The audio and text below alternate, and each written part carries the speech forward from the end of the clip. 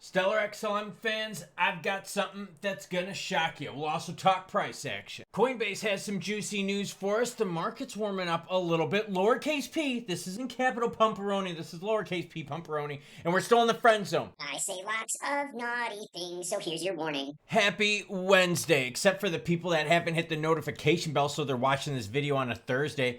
Shame, shame, shame. We know your name.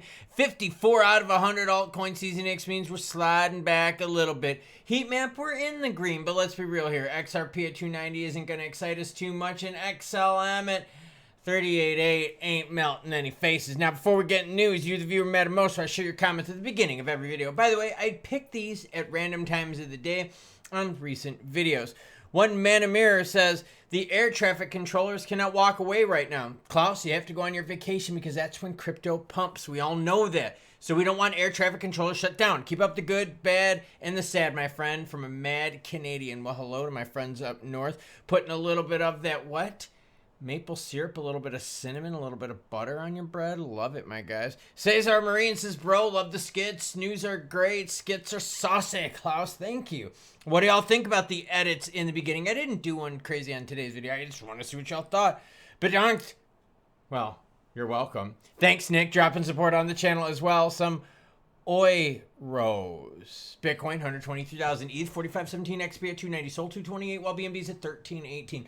Yes, ETH, BNB, and BTC are pretty hot right now. It's kind of annoying. I get it. Some of our favorites still in the red. Look at Toncoin, 277.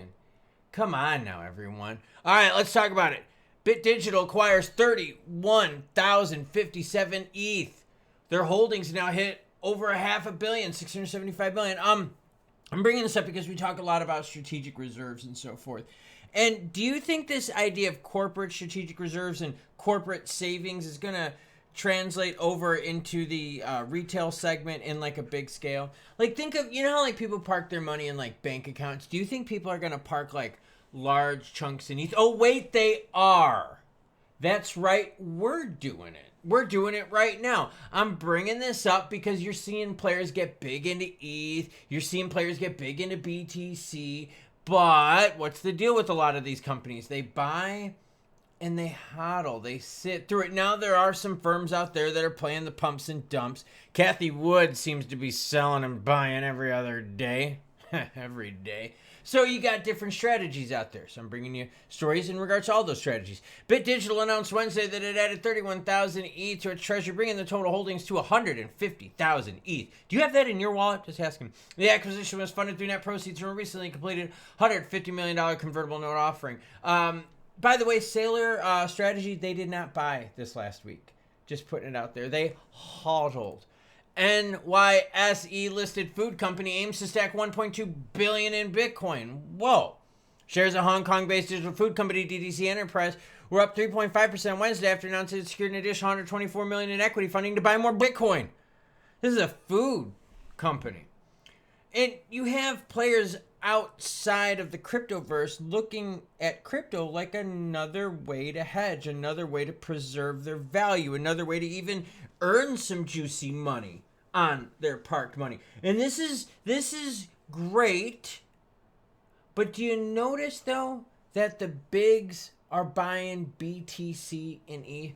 You notice that this is all because they've gotten the rags, right? ETH is given the golden pass, same thing with BTC. And so like when we get our XRP, our HBAR ETFs, do you think they're going to start reporting those as ETF net flows? You think we're going to start seeing XRP maybe in like green or something like that on this chart? What are your thoughts? Because you got players that are buying, you got players that are selling. We just saw the recent sell-off. You got rebounds, you got volatility. I honestly think this is maturation of the crypto market because you're seeing players from all realms, long, short, playing the pumps, playing the dumps. Coinbase finally unlocks crypto staking in New York after the SEC showdown. This is great. Why? New York has been one of the harder states out there, more anti-crypto states out there. You couldn't buy XRP in New York for a while. Seriously, that's kind of a weird thing. It's true. It really happened. Coinbase has announced that crypto staking is once again available in New York, marking a major milestone following its earlier dispute with the SEC. The update extends access to staking across 46 states. Titties. According to Brian Armstrong, the return to staking in New York shows steady progress for the digital asset industry. He stated that staking services are not securities and encouraged states such as California, Wisconsin, New Jersey, and Maryland to align with recent regulatory clarity. California, another state that was very harsh on crypto too. Okay, I think this is good. You add this to people buying ETH, BTC. Why? Because they've been given the golden pass. Maybe we see that translation happen to our favorites when the ETFs get launched. Here's Coinbase's thing. And as always, any article you see in this video will be linked where everyone in the description below. I like it. They made it look like the rail lines. That was actually pretty clever. Coinbase, I got to give you credit on that one. All right. Stellar fans, you want some news? Some news that's going to shock you? Here you go. I was doing a little bit of research the other day being yesterday. And I was on CoinDesk's page, going through all their articles, and what do I see? What you missed at the Stellar Meridian Conference. Except there's one problem. It's an article by Stellar. Stellar wrote this article for them or paid someone to write the article for them. Either way, it doesn't really matter. They had to pay to have their news put in here. When you have to pay to put your biggest conference in a crypto publication because no one covered your fucking conference, that is a sad sign. Look at all these other ones. Polymarket Better, so U.S. government. You don't see sponsored by anyone there, do you? No. And I just wanted to bring this up to you because, number one, we didn't see a lot of Meridian coverage. There was some stuff on Twitter, and it was kind of cringy and, whatever. But you didn't see many people covering it. It's all of a sudden like these annual presentations become a big nothing burger for some of these crypto companies out here. So much so that hardly anyone covered Meridian. Think there was no big major publication. For me to search for Meridian, it was hard to find stuff when it was out. It was very hard. No one really wanted to cover it. And then the articles you do find, well, they're paid by Stellar, sponsored by Stellar. So they have to pay to get news out because no one wants to cover them. That's not going to help price. But does it really hurt price? No. It's just kind of sad. What's hurting price right now is the government shutdown being crappy, economic conditions being crappy in our homes. We're still paying a lot for stuff. Interest rates are still high. Housing market still sucks balls. Retail market's getting pooped on. We don't have the big XLM ETFs like we have the BTC and ETH ETF, so you don't have the same institutional interest. Volume, 316 million in 24 hours. 316 million. XRP's volume, right at 4.89 billion. Price-wise, well, the charts look a little different. Notice XLM has its pumps and then pulls back quite a bit, pumps again and pulls back. XRP, pumped, leveled. Pumped, and now it's leveling again. Little bit different story here in the ecosystems. A little bit different story in the financial support. The support from the institutions. Now, I'm sharing this with everyone. Why?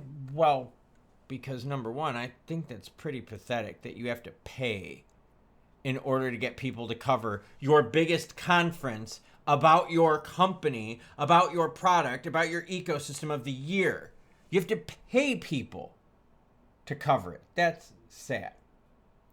And I'm also sharing this with you because some players do have ETFs coming down the pipe, a ton of them. Some players only have a couple. By the way, there is a Rex Osprey XLM ETF. But when you look at the market, when you look at the volume, that's where the action is. It's where the volume is right now. Even look at BNB. Watch what happens when I go to BNB's volume. 8.34 billion. That's what players are looking for right now. And it sucks because it's not one of our bigs on the channel. We talk about BNB every so often. I know, it's frustrating. But remember, some players are jumping in early. Some players are jumping in late. Some people play the pump. Some people play the dumps. Some people are buying BTC and ETH for their strategic reserve. What are you buying for your personal strategic reserve? And here's what I mean by that question. And I honestly want you to answer because you, the viewer, matter most.